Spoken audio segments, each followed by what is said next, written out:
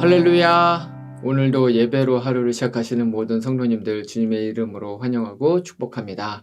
이 시간에 먼저 찬송가로 나아가겠습니다. 찬송가는 357장 주 믿는 사람 일어나 함께 찬송하시겠습니다.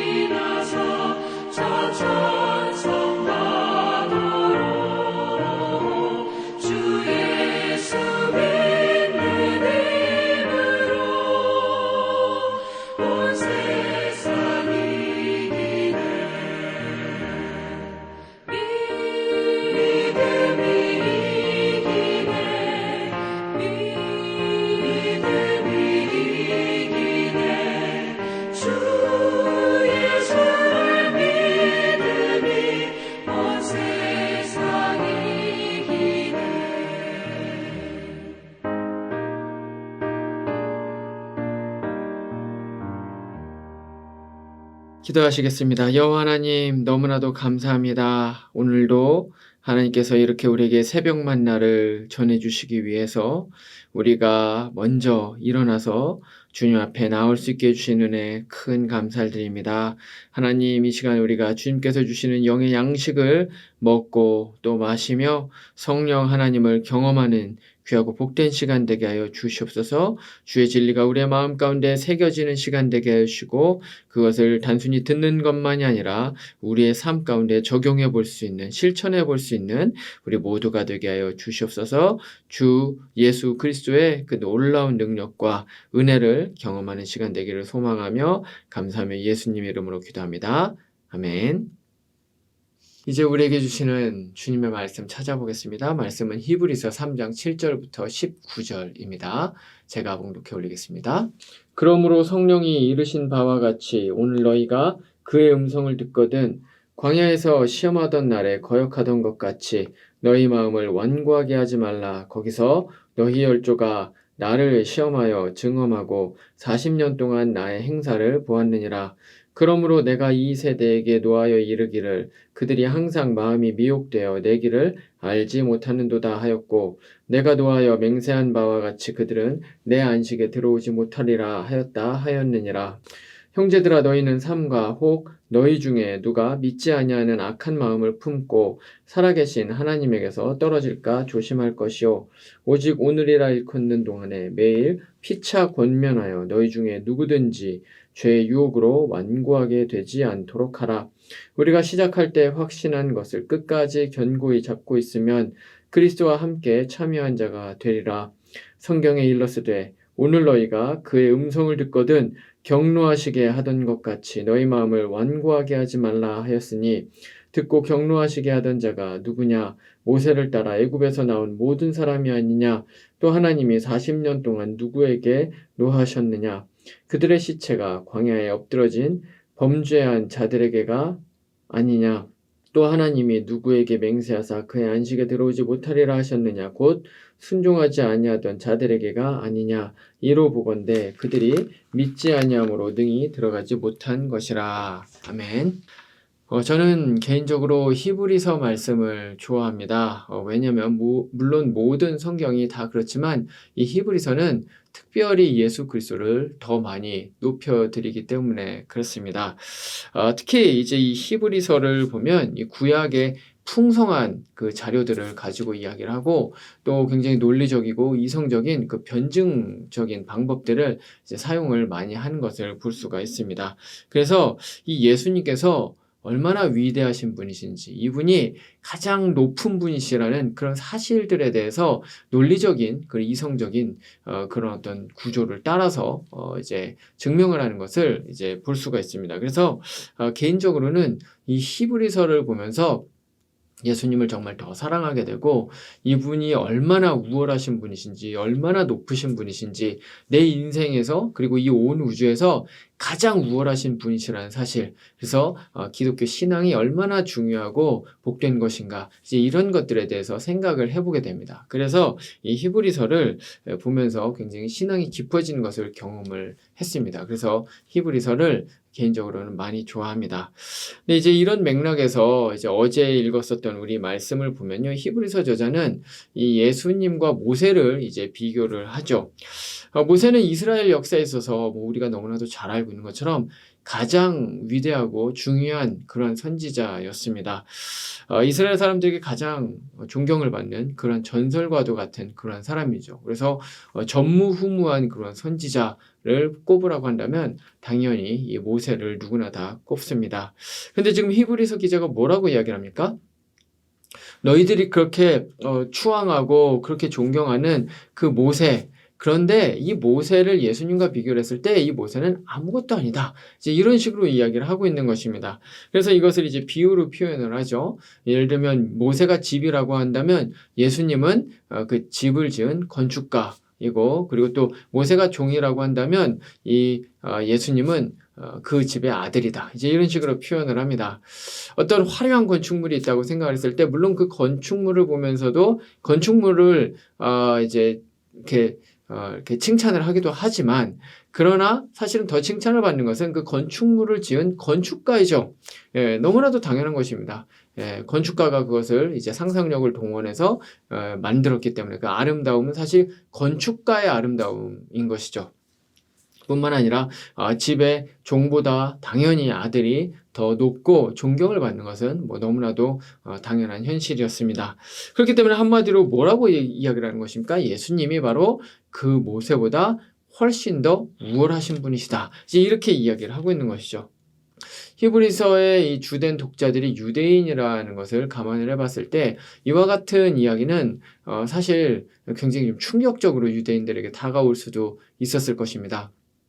하지만 이것은 히브리서 기자가 굉장히 전략적으로 논증을 잘하고 있는 것이라고 또 이제 생각을 할 수가 있는 것이죠. 자, 그러면서 이제 이게 이제 6절까지의 말씀인데, 그러면서 이제 오늘 말씀은 7절이 시작이 됩니다. 그래서 7절에서 시작을 하면서 뭐라고 이야기를 합니까? 그러므로라고 이제 이야기를 합니다. 이 그러므로는 뭡니까? 앞에 있었던 그 말씀들의 이제 논리적인 결과로서 이제 이야기를 할 때 그러므로라고 이제 이야기를 합니다. 그래서 예수님께서 이렇게 모세보다 훨씬 더 우월하시고 높으신 분이시기 때문에 그러므로 뭘 하라는 겁니까? 7절 이하에 나와 있는 이 말씀을 이제 이렇게 딱 이제 짧게 말씀을 드리면, 그래서 뭐 하라는 겁니까? 그분의 음성을 들어라. 그분께 순종을 해라. 이제 이런 식으로 이야기를 하는 것이죠. 우리가 잘 알고 있는 것처럼 이스라엘, 구약에 나와 있는 이 이스라엘의 이 선조들, 이 조상들은 이 너무나도 놀라운 천지 창조주신 하나님의 말씀을 정말로 끈질기게 듣지 않았었던 그러한 사람들이었습니다. 그렇기 때문에 이 히브리서의 저자는 그 조상들을 들면서 그 조상들처럼 하지 말고 너희들은 이 불순종이 아니라 순종으로 하나님께 나아가라. 이제 이런 식으로 이제 강력하게 경고를 하고 있는 것이죠. 왜 이런 경고를 했을까요? 뭐 이유는 너무나도 단순합니다. 우리가 이제 앞선 본문들을 묵상을 하면서 함께 봤었던 것처럼 당시 많은 그리스도인들이 박해가 너무나도 심해지니까 배교를 하고 또 교회를 떠나고 또 주님께 불순종으로 이제 그런 죄악들을 범하고 있었던 것이죠. 그래서 지금 이 히브리서 기자가 너희들의 조상들도 그랬었다. 너희들의 조상들도 그 놀라우신 하나님의 말씀을 듣지 않고 항상 불순종을 했고, 그렇게 해서 어떻게 됐다는 것입니까? 광야에서 모두 다 죽게 될 수밖에 없었다. 이제 이런 식으로 경고를 하고 있는 것이죠. 그렇기 때문에 너희들은 절대로 그런 불순종의 길을 따라가지 마라. 지금 이렇게 경고를 하고 있는 것입니다. 자, 근데 그러면 여기에서 우리가 한 가지 좀 생각을 해봐야 되는 것이 있는데, 그럼 도대체 왜 그렇게 이스라엘 백성들은 그 하나님의 말씀을 그렇게 듣지 않았었던 것일까?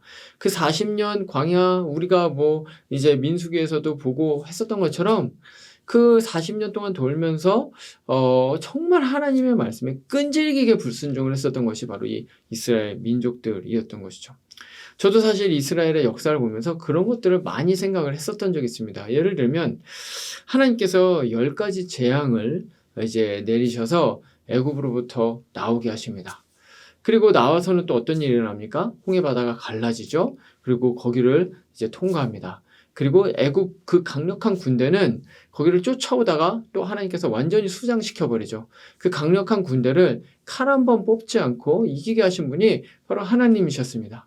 또 뿐만 아니라 광야를 돌면서는 만나와 메추라기가 날마다 이제 내리게 되는 것이죠. 비처럼 내리게 됩니다. 그러면 그것을 가서 이제 주워 먹고, 또 바위를 쳤는데 바위에서 물이 솟아 나오고, 이런 놀라운 일들, 이런 기적과도 같은 일들을 계속해서 경험을 했음에도 불구하고 40년 동안 단 하루도 빠지지 않고 이 놀라운 기적들을 경험하는 것이 사실 이 구약 이스라엘 백성들의, 이 특별히 출애굽 세대들의 그러한 삶이었는데, 이들은 도대체 왜 그렇게 하나님의 말씀을 끝까지 듣지를 않았었던 것일까요?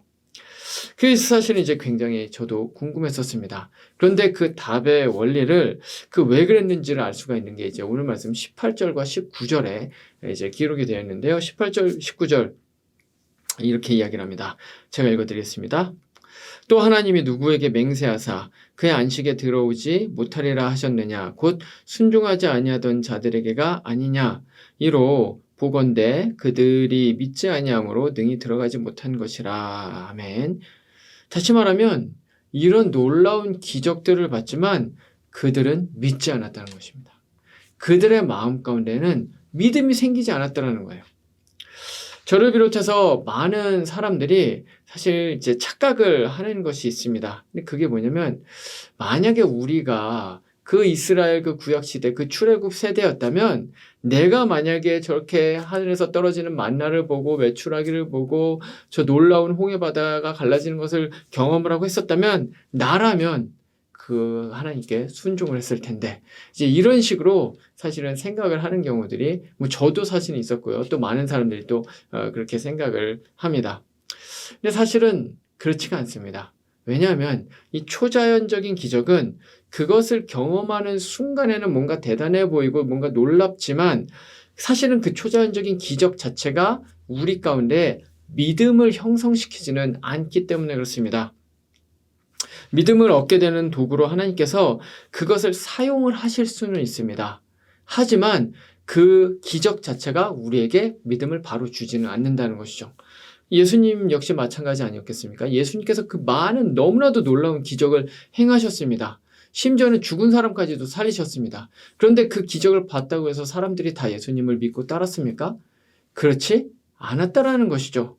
사도 바울의 사역도 역시 마찬가지입니다. 사도 바울이 만약에 선교 사역을 하면서 기적 자체가 만약에 사람들에게 믿음을 줬다면 사도 바울의 선교의 사역은 사실은 기적이 집중이 되었을 것이었습니다. 하지만 사도 바울의 선교의 핵심은 기적이 아니었습니다. 기적을 베푸는 것보다 더 중요한 것은 무엇이었습니까?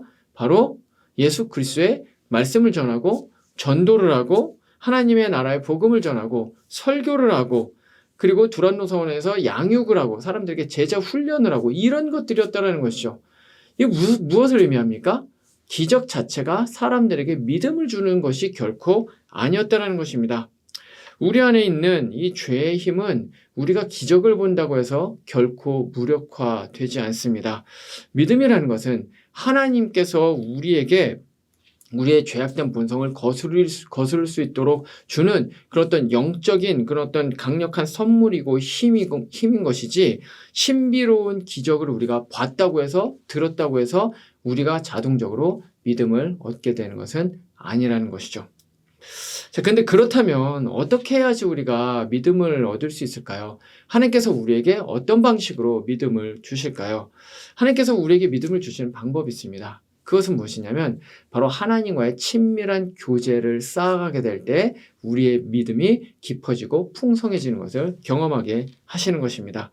이거는 사람과의 관계를 우리가 생각을 해보면 이제 잘 알 수가 있습니다. 우리가 누군가에 대해서 진정한 믿음을 갖게 되는 것은 언제입니까?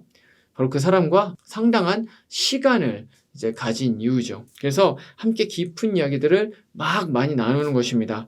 많이 만나는 것입니다. 그리고 삶의 많은 여러 가지 환경 속에서 함께 좋은 일을 경험해보고 또 나쁜 일도 경험을 해보고 또 함께 어려운 일도 경험을 해보고 이런 많은 것들을 경험을 하게 될 때 바로 그 사람에 대한 그 신뢰가 이제 쌓이게 되는 거예요. 이 사람이 인품이 이런 거구나. 이 사람이 이렇게 성실하구나. 이 사람이 이렇게 열정 있는 사람이구나. 이 사람이 이렇게 정직한 사람이구나. 이런 것들을 경험하게 될 때 이 사람은 믿을 만한 사람이구나 라는 것이 우리의 마음 가운데 우리가 생각지도 못한 바로 그 순간에 이제 쌓여가게 된다는 것입니다. 근데 하나님에 대한 믿음도 역시 마찬가지라는 것이죠. 하나님께서 베푸신 그 기적 그 자체가 중요한 것이 아니라는 겁니다.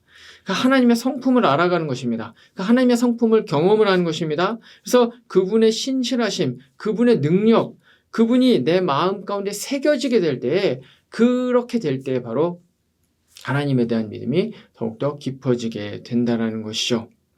구약의 이스라엘 민족들이 날마다 만나를 먹었습니다.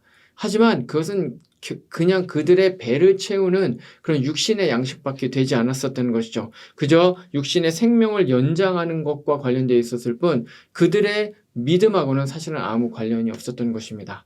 만약에 그들이 새벽 아침 이슬을 맞으면서 또 나아가서 그 만나를 주우면서 하나님, 역시 하나님은 놀라우신 분이십니다. 이런 어떤 기도로 이제 만나를 줍는 그러한 일이 있었다면, 그리고 그것을 가지고 와서 자녀들과 함께 먹으면서 하나님의 은혜가 이렇게 크다. 이런 식으로 계속해서 하나님과의 그런 어떤 교제가 있었다면, 그렇다면 그 사랑과 은혜가 마음 가운데 새겨지게 되면서 바로 그 순간 믿음이 깊어질 수가 있었던 것이죠. 하지만 이스라엘 백성들은 거기에서 실패했었던 것입니다. 그렇기 때문에 하나님에 대한 신뢰가 쌓이지 못했었고 그 음성에 순종하지 못했었던 것입니다. 당연히 신뢰가 쌓일 수가 없었던 것이죠. 오늘날에도 사실은 이 믿음에서 탈선하는 사람들이 굉장히 많이 있는데 유튜브를 보면 그런 어떤 기적적인 은사들 뭐 이제 이런 걸 하면서 막 사람이 쓰러지고 입신하고 뭐 이런 것들을 통해서 마치 믿음이 깊어지는 것처럼 이제 그렇게 생각을 하는 그런 유튜버들이 굉장히 많이 있고 많은 또 구독자를 얻어가는 것을 볼 수가 있습니다. 하지만 전혀 성경적인 것이 아니죠. 물론 하나님께서는 그와 같은 일들을 행하실 수 있습니다. 하지만 훨씬 더 중요한 것은 무엇입니까? 바로 예수님이 그러셨던 것처럼 사도 바울의 그리고 또 모든 우리의 앞선 우리의 믿음의 신앙의 선배들이 믿음을 이제 더욱더 견고히 해 나갔었던 바로 그러한 방법, 바로 하나님과의 그 교제를 통해서 우리가 믿음이 훨씬 더 깊어진다는 사실을 우리는 잊어서는 안 되는 것입니다. 그렇기 때문에 이것은 오늘날 우리에게 중요한 메시지를 줍니다. 통계에 따르면 한국과 미국의 모든 교회들이 다 이제 영적으로 굉장히 어둠 가운데로 빨려 들어가고 있습니다. 상당히 많은 교인들이 교회를 떠나가고 있습니다. 오늘날 우리의 시대는 사실은 이 히브리서의 시대와 같이 똑같이 배교의 시대라고 생각을 해볼 수가 있습니다. 앞으로 더 많은 사람들이 교회를 떠나갈 것이라고 많은 리서치, 많은 설문조사, 이제 이런 것들이 모두 다 이제 그렇게 예상을 하고 있습니다.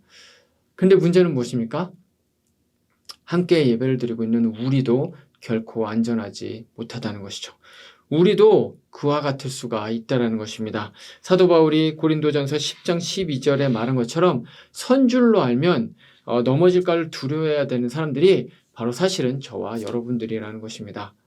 누구도 자신의 신앙을 자신할 수 없습니다. 왜냐하면 우리는 모두 다 아니 이 세상에 있었던 모든 그런 견고한 신앙을 가지고 있었다고 생각되는 그 모든 사람들이 사실은 다 죄인이기 때문에 그렇습니다. 그래서 이 죄의 미혹으로부터 이제 넘어질 수 있는 이제 그러한 사탄의 그런 괴계에 넘어질 수 있는 그런 공격을 받을 수 있는 사람들이 바로 우리라는 것이죠. 그렇다면 이 배교의 시대, 이 영적인 암흑기에 우리는 어떻게 해야 될까요?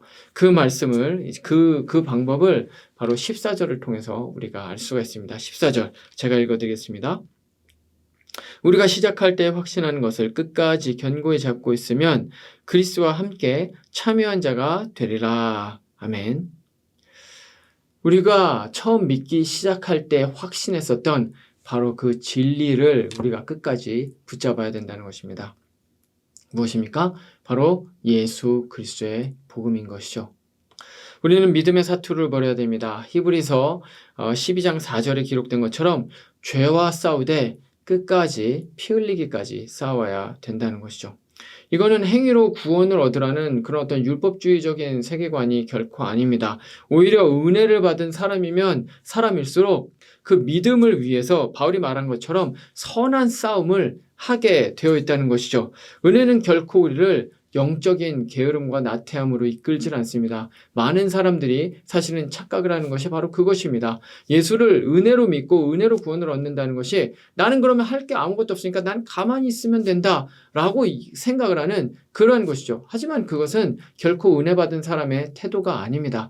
은혜를 받은 사람은 결코 그러면 이건 다 하나님이 하실 일이니까 나는 그냥 난 그냥 할 일이 없으니까 난 내 마음대로 살겠다. 결코 그렇게 살질 않습니다. 은혜가 깊어지면 깊어질수록 그 사람은 영적으로 더욱더 민감해지게 되는 것이죠. 그리고 어떻게 하면 더 내가 믿음으로 견고하게 설 수 있을까에 대해서 더욱더 마음 가운데 더 이제 깊이 고민하게 되고 더 그러한 삶을 살기 위해서 실천하기 위해서 더 노력을 하게 된다는 것이죠.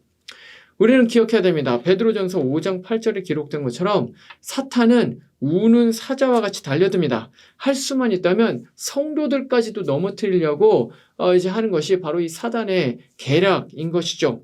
오늘 읽은 이 말씀도 믿지 않는 사람들한테 한 것이 아닙니다. 믿는 다 예수 안에서 한 형제와 한 자매된 사람들한테 경고의 메시지를 이제 주고 있는 것이죠. 무슨 말입니까? 우리가 믿음의 전신갑주를 입고 우리가 이 죄와 싸워야 된다는 것입니다. 하나님으로부터 멀어지게 만들려는 어떤 것이 있다면 그것을 단호하게 끊어내야 된다는 것이죠. 사탄과 죄악과 우리는 바로 하나님의 나라에 가는 하나님 천국에 입성하는 그 순간까지 싸워야 된다는 것입니다. 만약에 그렇지 않다면 어떤 일이 일어날까요? 오늘 말씀에 나와 있는 것처럼 복음의 능력을 잃어버리게 되는 것입니다. 복음의 능력을 체험하지를 못하게 되는 것입니다. 그냥 무기력한 그리스도인으로서 교회를 왔다 갔다 할 수는 있지만 정말로 성령의 그 놀라운 일들, 그 음성에 순종을 하는 그러한 일들, 그래서 하나님께서 이루시는 그 놀라운 사건들을 결코 경험할 수가 없게 되는 것이죠. 이것이 하나님께서 오늘 우리에게 이 말씀을 통해서 주시고자 하시는 바로 그러한 메시지입니다. 말씀을 마치겠습니다. 오늘 이 히브리서 기자는 당시 하나님께 불순종하고 믿음을 떠나가고 있었던 이 성도들을 향해서 이제 그렇게 해서는 안 된다고 그렇게 이야기를 합니다. 예수 그리스도는 이제 믿을 만한 분이시다라는 이야기를 함과 동시에 바로 불신앙에 대해서 강력하게 경고를 하고 있는 것이죠. 그래서 그들이 처음 믿을 때 가졌었던 그 확신을 끝까지 붙들라고 그렇게 격려를 하고 있습니다. 이것은 오늘날 우리에게도 역시 마찬가지입니다. 믿음을 지키고 살아가는 것이 이제는 너무나도 어려운 그러한 시대가 되었습니다. 심지어는 교회에서조차도 이제는 예수님을 열심히 믿는 그러한 신앙인을 보면서 조롱하면서 그렇게까지 믿을 필요가 있냐? 네 할 일 열심히 하면서 그 다음에 교회 생활도 신앙생활도 있는 거야. 이런 식으로 이제 적당히 믿음 생활을 하라고 그렇게 조롱을 하기도 합니다. 하지만 이런 시기에 주님께서는 바로 진정으로 끝까지 믿음을 붙드는 죄와 싸우되 피 흘리기까지 싸우는 그런 진정한 그리스도인을 여전히 찾고 계십니다. 주님 나라 가는 그 순간까지 처음 예수님을 믿게 되었을 때 가지고 있었던 그 열정, 그 복음에 대한 그 열정, 그 믿음, 그것을 끝까지 우리가 갖기를 원하시는 것이죠. 오늘 말씀을 통해서 이 말씀을 우리의 마음 가운데 새기시고 그 믿음으로 끝까지 승리하시는 우리 모든 성도님들 되시기를 말씀으로 축원드립니다. 기도하시겠습니다. 하나님 아버지, 그렇습니다. 이 히브리서의 기자가 말했었던 이 경고의 이 메시지는 사실은 오늘날 우리에게 주는 경고의 메시지입니다. 왜냐하면 이 시대가 배교의 시대였던 것처럼 오늘날 우리가 살고 있는 이 시대도 배교가 일어나고 있는 시대이기 때문에 그렇습니다. 많은 사람들이 예수님을 떠나가고 믿음을 떠나가고 교회를 떠나가고 있습니다. 하나님, 이 배교의 시대, 이 영적인 암흑기에 우리가 온전히 주님을 끝까지 붙들게 하여 주시옵소서. 죄와 싸우되 끝까지 싸우게 하여 주시고 주님께서 우리에게 주신 은혜의 방편들을 사용해서 우리가 더 깊은 그리스도인으로서 살아갈 수 있도록 우리를 성장시켜 주시고 우리와 함께하여 주시옵소서. 하나님, 오늘도 여러 가지 또 기도의 제목들 가지고 주님 앞에 나오는 우리 성도님들 위해 하나님 아버지께서 응답을 내려주시는 크고 복된 그런 기도의 시간 되시도록 우리와 함께하여 주시옵소서. 감사하며 거룩하신 예수님 이름으로 기도합니다. 아멘. 이제 개인의 기도 제목으로 기도하시겠습니다.